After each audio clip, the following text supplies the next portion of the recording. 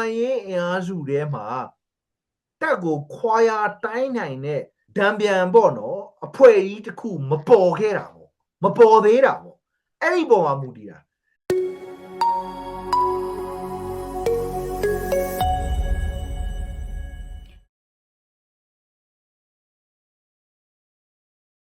ဆိုတော့တခုကဒီနိုင်ငံတကာရဲ့အခမ်းကဏ္ဍပေါ့နော်အထူးသဖြင့်တော့အိန္ဒိယနိုင်ငံပေါ့နော်ဒီ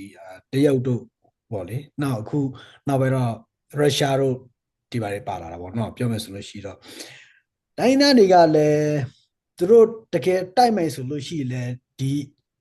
စစ်တပ်ပေါ့နော်ဒီတပ်မတော်ကိုချိန်ချောက်နိုင်တဲ့အနေအထားမှာတော့ရှိတယ်ကျွန်တော်တို့အထူးသဖြင့်ကြည့်မယ်ဆိုလို့ရှိရင်ဒီရှမ်းပြည်မှာပေါ့နော်ရှမ်းပြည်မှာဒါတွေ့နေရတာပေါ့နော် TNL တို့MNDAA တို့အတကုံတိုက်တဲ့အချိန်မှာကတော်တော်လေးကိုဒီရှမ်းပြည်မှာချိန်ချောက်မှုဖြစ်လာတာပေါ့နော်နေပြည်တော်တို့ကစပေါ့နော်ပြည်ဦးလွေတို့ကစပေါ့လေအဲ့လိုမျိုးအနေထားမှာရှိရဒါပေမဲ့ဒီတရုတ်ကဂျားဝေပြီးတော့ဂျားဝေတဲ့အချိန်မှာအဲ့လိုမျိုးပြဆုပ်ပေးလိုက်တာရှိတယ်အချိန်ကပြော့ကျသွားတာပေါ့နော်ပြောမယ်ဆိုလို့ရှိရင်ဆိုတော့ဒီကကြီးကအကန့်အသတ်လို့ဖြစ်နေတယ်လို့လည်းပြောလို့ရမလားပေါ့နော်ဒီပြည်ပနိုင်ငံရဲ့ဆွတ်ဖက်မှုကဘလောက်ဩဇာကြီးလဲဒါဆိုလို့ရှိရင်တိုင်းသားဒီကအဲ့လိုမျိုးပေါ့နော်ဒီ AI ကြီးနိုင်ငံတွေသူတို့နားထောင်ရမဲ့သူဒီရဲ့စကားကိုနားထောင်ရတယ်ဆိုတော့သူတို့လောက်ဖို့ကအခက်အခဲဖြစ်သွားတာလားပေါ့နော်ကဘာလုံးမှာရှိတယ်တမိုင်းမှာရှိခဲ့တဲ့လက်နက်ကင်တော်လိုင်းအကုန်လုံးမှာ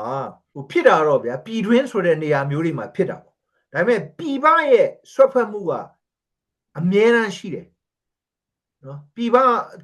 မှာပြည်ပနိုင်ငံကြီးတွေအထူးဖြင့်အင်အားရှိတဲ့ငွေရှိတဲ့နိုင်ငံတွေကနိုင်ငံအငယ်လေးတွေမှာအချင်းချင်းကွဲလို့တော်လှန်ရေးဖြစ်ပြီဆိုရင်ဝင်ပါတယ်ကျွန်တော်တို့ကဒါကိုဝင်မပါပါနဲ့တော့ကျွန်တော်ပြောလို့မရဘူးဝင်ပါတယ်ဘာလို့ပါလဲဆိုတော့သူတို့ကလည်းဝင်ပါခြင်းလို့ပါတာမဟုတ်ဘူးသူတို့ရဲ့အကျိုးစီးပွားကြောင့်မလို့ပါတာနော်ဗမာပြည်ကကျွန်းလို့ကျင်တာလားဒီ rare earth materials ပေါ့နော်ဒီရှားပါဒီသယံဇာတမြေတွေကိုလိုချင်တာလားဆံဝယ်ချင်တာလားငွေဝယ်ချင်တာလားဒါမှမဟုတ်ဗမာပြည်ကိုဝင်ပြီးတော့ဈေးကွက်ဖွင့်တာလားအဲ့တော့ပေါ့နော်အဲ့တော့အဲ့ဒီဟာကအမြဲပါတော့ကျွန်တော်တို့ကသူတို့ပါလို့ကျွန်တော်တို့ကထအော်လေ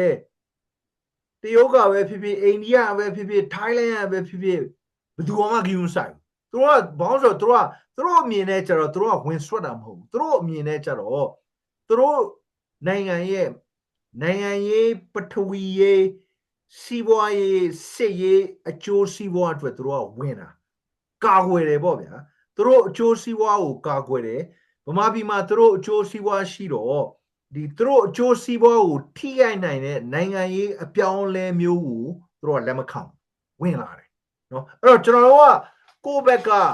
ကြည့်လိုက်တော့မှန်တယ်သူတို့ကဆွတ်ဖက်တယ်သူတို့ဆွတ်ဖက်တာကစစ်တပ်ကိုတာထိုးလို့လုပ်သူတို့ဖြစ်တယ်နော်ပြုတ်သွားနိုင်တဲ့အနေအထားရောက်လာတာကိုသူတို့အပြုတ်မခံဘူးတက်ကိုဝင်ပြီးတော့ကာကွယ်ပေးတဲ့သဘောမျိုးပေါ့ဗျာနော်တားပေးတာပေါ့တက်ဒုက္ခရောက်တော့မယ်ဆိုဝင်တားတာမျိုးတွေပါတယ်ဒါကကျွန်တော်တို့ဘက်ကကြည့်တာသူတို့ဘက်ကကြည့်တော့ကျွန်တော်သူတို့အကျိုးတွေသူတို့လုပ်တာသူတို့တက်ကိုကာတာမဟုတ်ဘူးနော်အဲ့တော့ကျွန်တော်တို့ကကြည့်ရမှာဒါဆိုလို့ရှိရင်တရုတ်ပဲဖြစ်ဖြစ်အိန္ဒိယပဲဖြစ်ဖြစ်ထိုင်းလန်ပဲဖြစ်ဖြစ်သူတို့မြန်မာပြည်မှာဝင်ပြီးတော့သူတို့အတွက်အကျိုးရှိနေတဲ့လုပ်ငန်းတွေကိုမထိခိုက်အောင်နော်သူတို့လည်းအကျိုးရှိအောင်ကျွန်တော်တို့နိုင်ငံလည်းငြိမ်းချမ်းရေးရပြီးတော့စီးပွားရေးပြန်ဥမော့လာအောင်ဘလို့လမ်းကြောင်းရှိတယ်လဲဆိုတာကျွန်တော်တို့ကရှာမှရမယ်နော်အဲ့တော့အဲ့လိုမဟုတ်ဘဲနဲ့ကျွန်တော်တို့ကတရုတ်ကဗမာပြည်ထဲမှာဝင်ဆွတ်ဖက်ပါတယ်ဆိုထဆဲနေရင်NUG ကအပြင်မှာနေတယ်တရုတ်ကိုအာမကိုဘူးဗျာအာမကိုလို့သူဆဲလို့ရတယ်ဥပမာ KIO က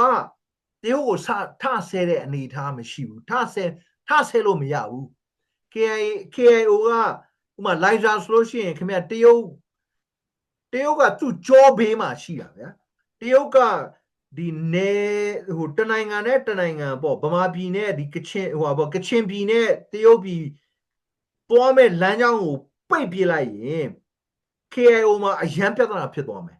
လောင်စာလည်းမရှိတော့ဘူးသိတယ်မလား ဒီလိုမျိုးစာဝတ်နေရေးဆေးကစဟလာပြဿနာဖြစ်မယ်ဆိုတော့တရုတ်ကိုဟိုပါပေါ့နော်ဟိုအာခံလို့မရဘူးလို့ကျွန်တော်ပြောလို့ရတယ်ဥပမာ KNU လည်းဒီလိုပဲ KNU ကလည်းခင်ဗျယူရီးယားနဲ့အဆင်မပြေရင် KNU လည်းပြဿနာတက်သွားမယ်အဲ့လိုပဲ CNF နဲ့အိန္ဒိယနဲ့လည်းဒီလိုပဲဟုတ်လားအဲ့တော့ဒီဥမာ AA နဲ့ခင်ဗျဘင်္ဂလားဒေ့ရှ်လည်းဒီလိုပဲဖြစ်မှာပဲအဲ့တော့တရုတ်ကကြီးလိုက်တဲ့ခါကျတော့သူကဗမာပြည်မှာအကြီးဆုံးပေါ့နော်လက်နက်ကိုင်ဖွဲ့စည်းရယခုအချိန်ထိတပ်မတော်ပဲဖြစ်နေတယ်နော်တပ်မတော်ပဲဖြစ်နေတော့ဒီရန်ကုန်တို့မန္တလေးတို့တောင်ကြီးတို့စစ်တွေတို့ဒီမြို့ကြီးတွေပေါ့ဗျာဒီမြို့ပြအကြီးစင်တာကြီးတွေကိုကင်ထားတာတပ်မတော်နော်အဲဒီကင်ထားတဲ့ထက်မှာဒီတပ်မတော်က4-5ယောက်လောက်ကထိတ်ဟိုပေါ့စစ်အုပ်ချုပ်ရေးနဲ့သူတို့ကစစ်ကောင်စီကနေလုံနေတာပေါ့နော်တို့တော့အဲ့စစ်ကောင်စီကိုပြောလိုက်လို့ရှိရင်ဒီအများစုနေတဲ့နေရာတွေမှာတရုတ်ကသူလှုပ်ချင်တာလုပ်လို့ရတယ်ဒါပေမဲ့ဒီတော်လိုင်းရေးအဖွဲ့အစည်းတွေမှာကြတော့ဒီတက်နဲ့ဟာဒီစစ်ဆိုးရနဲ့မလုပ်ပါနဲ့ကျွန်တော်တို့ ਨੇ ပေါင်းလုပ်ပါလို့ပြောမယ်ဆိုရင်ဒါဆိုလို့ရှိရင်မင်းတို့ကဒီ centralize ပေါ့နော်ဘိုးဌာနတက်နဲ့ပြိုင်နိုင်တဲ့နိုင်ငံရေးအုပ်ချုပ်ရေးဘိုးဌာနရှိသလားဆိုပြီးတော့သူတို့ကကြည့်လိုက်မယ်မရှိဘူးဆိုရင်ဒါဆိုလို့ရှိရင်တော့ okay ဒါဆို KIA နဲ့အလုပ်လုပ်မယ်ဘာလို့လဲဆိုတော့ KIA နဲ့လုပ်ရင်ကြောက်တွင်းတွေနောက်တစ်ခါကျွန်တော်တို့ဒီ rare earth ကိစ္စတွေကိုလုပ်လို့ရမယ်ကရင်နဲ့လုပ်မယ် KNU နဲ့လုပ်မယ်ဆိုရင်ဘာလုပ်မလဲကျွန်းလုပ်မလားဟလားဒီကရွှေလုပ်မလားဒါမျိုးတွေပေါ့ဗျာအဲ့လိုမျိုးခါကြတော့ तू ကသူ့အကျိုးစီးပွားအရာလူတိုင်းဟိုလက်နက်ကင်တော်လိုင်းရေးအဖွဲ့အစည်းအများစုနဲ့သူဆက်ဆံတယ်တက်နဲ့လည်းဆက်ဆံတယ်ဒါပေမဲ့တက်ပြိုသွားလို့ရှိရင်ဒီနိုင်ငံဒဇင်ကလျာဖြစ်သွားမလားပေါ့နော်ဒါဟိုမှားရင်လည်းမှားမယ်မှန်ရင်လည်းမှန်မယ်ဒါပေမဲ့သူတို့တွက်လိုက်တာကတော့ဒီလူဦးရေအများဆုံးရှိတဲ့မြို့ပြကြီးတွေကိုကင်ထားနိုင်တဲ့စစ်တပ်ပြုတ်သွားရင်ဒီနိုင်ငံကမင်းမဲ့တိုင်းပြည်လိုဖြစ်သွားမယ်ဆိုတော့အမြင်နဲ့ပေါ့ဗျာ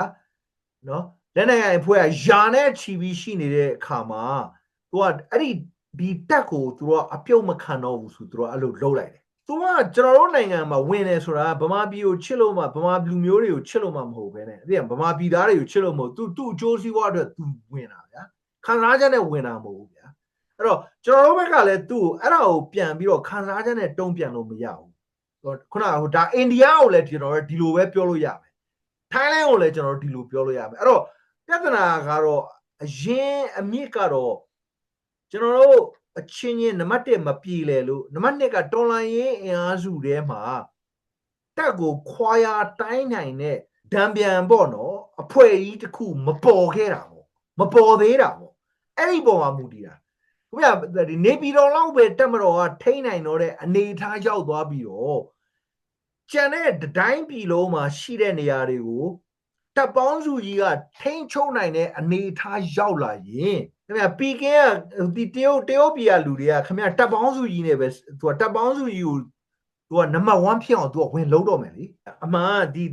အာနာသိမ့်ပြီးတော့တစ်နှစ်လောက်ကြာနှစ်နီးလောက်မှာတရုတ်ကဒီဗိုလ်ချုပ်မင်းအောင်လှိုင်ကိုရောတပ်မတော်ကိုသာထိုးဝင်မလို့ဘူးသူကရှောင်းကိုနေတာနော်တရုတ်ကဒီပေါ့ဝင်ပါတဲ့အနေထားမျိုးဖြစ်မှာဆိုလို့ဟိုအဆက်အသွယ်ကိုတော်တော်လေးကို short ထားတယ်လို့ကျွန်တော်ကမြင်တယ်။ဘာလို့ဒီဘက်ကအရှိန်ဟောင်းကတိတ်မြင့်နေတာ哦တော်လိုင်းရေးအရှိန်ဟောတက်ကျွန်တော်တွန်းလိုက်တာကတော့ကျွန်တော်မှားရင်လည်းမှားမယ်ပေါ့နော်ကျွန်တော်မြင်တာကတော့ဒီ NUG ရဲ့ CRPH ရဲ့နော် NUCC မှာဝင်ပြီးတော့ခေါင်းဆောင်အထူးသဖြင့် NUG ပေါ့နော်အဲ့ဒီမှာခေါင်းဆောင်ဝင်လို့တဲ့လူတွေကသူတို့အရေးချင်းနဲ့အမျိုးအမြင်နဲလို့တပ်ပေါင်းစုပေါ်မလာဘူးလို့ကျွန်တော်မြင်တယ်။ဘာလို့လဲဆိုရင်ဥမာ NUG မှာဝင်လို့တဲ့လူတွေထိပ်ပန်းမှာဝင်လို့တဲ့လူတွေကာကိုရေးဝင်ကြီးလို့တဲ့လူကအစဟလာပြည်တဲ့ရဲ့အစဘာမှခင်ဗျ PPP မြင်ဟလာခေါင်းဆောင်မှုပေးလာနိုင်တဲ့အနေအထားတွေတမိုင်းတွေမရှိခဲ့ဘူး။ဥမာအဲ့ဒီတော်လိုင်းရင်းနဲ့ပတ်သက်ရပဲဖြစ်ဖြစ်စစ်ရေးနဲ့ပတ်သက်တာပဲဖြစ်အာနာသိမ့်ပြီး2လ3လအတွင်းမှာ NUG တို့ဘာလို့အကုန်လုံးဒါတွေပေါ်လာတယ်အဲ့ဒီအချိန်တုန်းကသာနော် ဒီဒေါ်လာရင်းစိတ်ပြေဝပြီးတော့ view ဟာအရာအမျိုးအမြင်ရှိတဲ့နော်ဒီဒေါ်လာရင်းခေါင်းဆောင်တွေကသာထိတ်တန်းမှာလောက်ခဲ့မယ်ဆိုရင်ဒီနေ့ဒီအချိန်မှာတပ်ပေါင်းစုဆိုတဲ့နေရာမှာနိုင်ငံရေးရတပ်ပေါင်းစုရောစစ်ရေးရတပ်ပေါင်းစုရောတခုဖြစ်နိုင်ခဲ့လိမ့်မယ်လို့ကျွန်တော်ထင်တယ်ဘာလို့လဲဆိုတော့အဲ့ဒီအချိန်ကဥမာဆိုရင်ဗျာ KIO မှာဆိုရင်လူငယ်ပိုင်းကဗိုလ်ချုပ်ဂွမ်မော်တို့ရှိမယ်နောက်တခြားဒီ CNF မှာလည်းရှိမယ် KNU ဘက်မှာလည်းဟလာဘော့ချော်ဟဲတို့တခြားလူတွေရှိမယ်ဟလာဒီစစ်ရေးရတော်လန်ရေးကျွန်တော်တို့ပျောက်ကြားတတ်တာပေါ့ပျောက်ကြားတိုက်တွေပေါ့ဗျာနော်ပျောက်ကြားကိစ္စမှာကျွမ်းကျင်တဲ့ခေါင်းဆောင်တွေအများကြီးရှိခဲ့တယ်ဥပမာခင်ဗျာရန်ကုန်ကနေထွက်ပြေးလာတဲ့ဒီဒေါ်ဆန်းစုကြည်ရဲ့နောက်လိုက်တွေနော်အမတ်ပဲဖြစ်ဖြစ် NLD ကအနောက်ကလှုပ်ခဲ့တဲ့လူတွေပဲဖြစ်ဖြစ်ပေါ့ဗျာအဲ့ဒီလူတွေကကျွန်တော်တို့လက်နက်ကင်တော်လန်ရေးကိုကျွန်တော်တို့လုပ်မယ်ဒါပေမဲ့ကျွန်တော်တို့ကနားမလည်ဘူးနော်နားမလဲတော့မူတော့ကျွန်တော်တို့နားလဲတယ်ဗမာပြည်မှာဖြစ်နေတဲ့နိုင်ငံရေးကိုကျွန်တော်တို့သိတယ်အပြည်ပြည်ဆိုင်ရာမှာရွေးကောက်ပွဲအခြေခံတဲ့ပါတီကြီးမို့လို့ကျွန်တော်တို့ကအဲ့ဒီဟာကိုသုံးပြီးတော့နိုင်ငံရေးအရာထောက်ခံမှုရအောင်ငွေရထောက်ခံမှုရအောင်မီဒီယာကထောက်ခံမှုရအောင်ကျွန်တော်တို့လုပ်မယ်